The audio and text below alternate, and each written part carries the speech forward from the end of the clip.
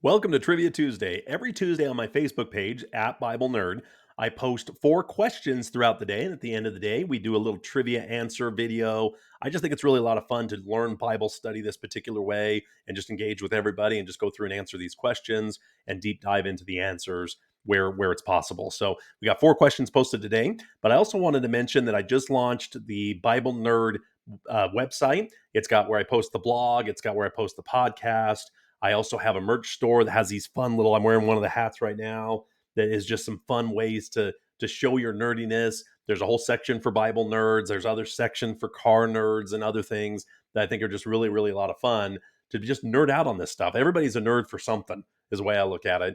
You could be nerd for video games and science and math, but I like nerding out on the Bible. I like nerding out on cars. I like nerding out on sports. And I just enjoy getting passionate about these things and just nerding out. So check out my website. Here's this hat you can get. There's other hats that are on there, all kinds of fun ones. And I got sweaters and mugs. I got all kinds of fun stuff. And I tell you, it's just been fun putting it together more than anything. So love your feedback. Love to have you take a look at it. But let's go into today's trivia questions. And we'll start with number 1 posted to my Facebook page. Love to have you like that page as well. More ways to just engage and have fun talking with people about this stuff. But check out Bible Nerd. And again, nerds N3 RD. So check out Bible Nerd on Facebook and .com, BibleNerd.com. Let's get to the first trivia question. Welcome to Trivia Tuesday. Let's go on to first question. Oh, you know what? I got to have a Bible first. Let's see. Let's do this one. We're going to do this one. Got to be ready to answer those questions, right? Okay. Let's see. What was the first question? We pull it up here real quick. Okay, we got it right here. What is the longest book in the Bible? Is it A, Psalm, B, Isaiah, C, Genesis, or D, Jeremiah? Some of you are going to get this wrong, I think. Many of you are going to jump out and say Psalm. Psalm's the one. But actually, if you look at the original Hebrew word count, Jeremiah is the actual longest book, followed by Genesis, then Psalms. A couple other fun little trivia facts here.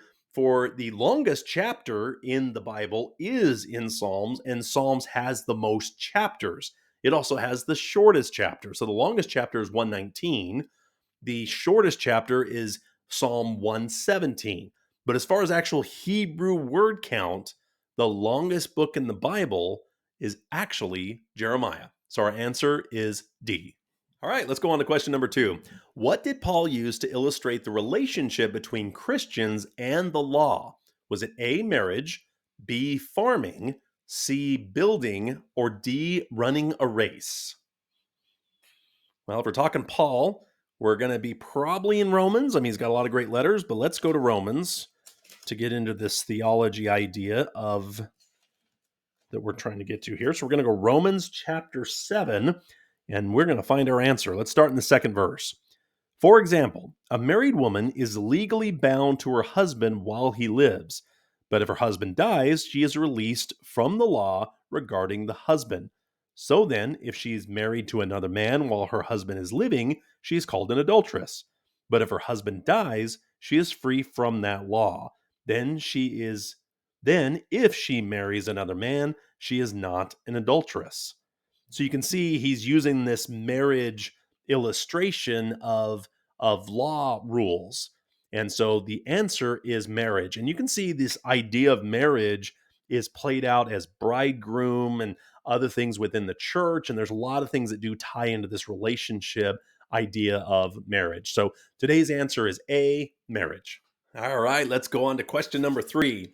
What did God create on the first day? Was it A, animals, B, light, C, humans, or D, plants? Well, if we're talking first day of creation, we're going to Genesis. So you can just kind of shut your Bible, open it back up, and you're going to be to Genesis. And let's get our answer. What did God create the first day? Let's just start right from the beginning of the Bible. In the beginning, God created the heavens and the earth. Now the earth was formless and empty. Darkness covered the surface of the watery depths. And the Spirit of God was hovering over the surface of the waters. Then God said, "Let there be light," and there was light. God saw that light was good, and God separated the light from the darkness. God called the light day, and the darkness he called night. It was an evening, and there was a morning, one day. So our answer is B, light. But where's the sun? When is the sun created? Well, you have to go down. Let's see, you got to go down to verse, 14. Then God said, "Let there be lights in the expanse of the sky to separate the day from the night. They will serve as signs for seasons, for days and years. There will be lights in the expanse of the sky to provide light on the earth." And it was so. God made the two great lights, the greater light to rule the day, the lesser light to rule the night. We're talking the sun and the moon. God placed them in the expanse of the sky to provide light on the earth, to rule the day and the night, and to separate light from darkness. And God saw it was good. Evening came, and then morning, the fourth day. So light is created the first day, light and dark, but the sun and the moon aren't created till day 4. Where was all the light coming from? Well, what's our source? Is our source the sun or even the earth? Or is it God? I think it's pointing to He is ultimate light. His glory shone throughout the entire universe. Just a powerful imagery here in Genesis chapter 1. So the answer is B, light. Let's go on to question number 4.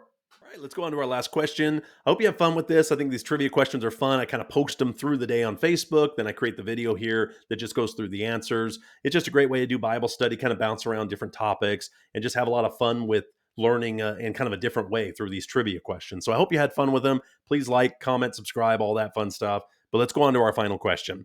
What did Solomon ask God for when he became king? Was it A, wealth, B, long life, C, wisdom, or D, power? Let's go to 1 Kings, and we're going to go to chapter 3. So it's early on in 1 Kings, chapter 3, and let's read this incredible story that we have here on King Solomon. Let's go on verse 5. At Gibeon, the Lord appeared to Solomon in a dream at night. God asked, "What should I give you?"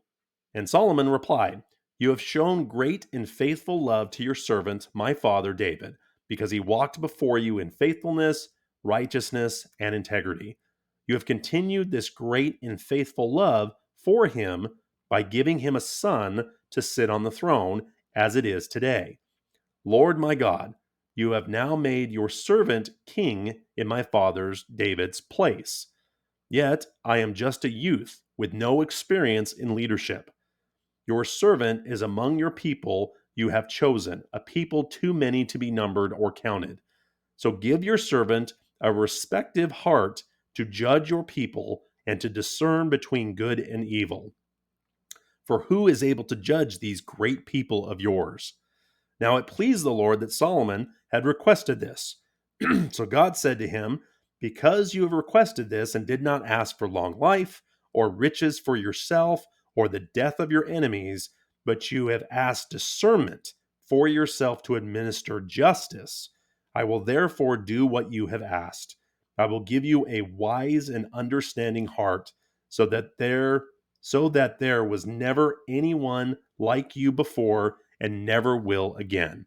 In addition, I will give you what you do not ask for, both riches and honor, so that no king will be equal during your entire life.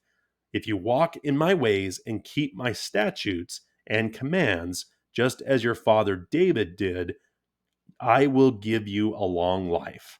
So the answer is C, wisdom. But what a beautiful display here early on in Solomon's life of his acknowledgement of his father and the role that his father played, and that he is young and needs wisdom and cries out and asks for wisdom. A lot of the wisdom literature that we see in the Old Testament is accredited to Solomon for being one of the wisest men that ever lived. Obviously, he still had faults. Had a lot of harems, a lot of women, a lot of wives. So he still fell into that maybe generational curse. David had a little bit of issue with that, and there was something there that just captured him. But as far as wisdom and how he directed, and some of the most prosperity times within the Israelite culture is during Solomon's reign. So the answer is wisdom, and I think we need to ask the same thing. By asking for wisdom, all these other things will be added to us. By seeking and digging into the word and standing on the shoulder of giants, I think is what we all should do, because everything will stem from wisdom. So I feel like that's why I do this podcast. That's why I do this channel. That's why I do these things, is I'm seeking the fear of the Lord, and wisdom is what I'm looking for. And all this other stuff either doesn't seem to matter that much anymore, or I'm able to discern better and have better choices in those things. So I hope you found this interesting, and we'll catch you next week. Well, how fun was that? Trivia Tuesday. So check out my Facebook page at Bible Nerd. I post different things every day. I have themes for each day. Monday is motivational or quote Mondays. I'll put a bunch of quotes up. Tuesday is Trivia Tuesday. Wednesday is usually tied to music. So I'll post music videos or things that are really inspiring on Christian music and things like that. Thursday, I usually do a Thankful Thursday. So I have all these challenges and stuff throughout the day that's a lot of fun. And then Friday, I have a discussion or a topic that I'll bring up and just get some interaction, get some people talking back and forth. So it's really a lot of fun. Love where this is going. I love that you're a part of it. Please click subscribe, like, and comment. Let me know what I'm doing right, what I'm doing wrong. I just love going on this journey with you and can't wait to see where God takes us. So I hope you have a wonderful day, and God bless.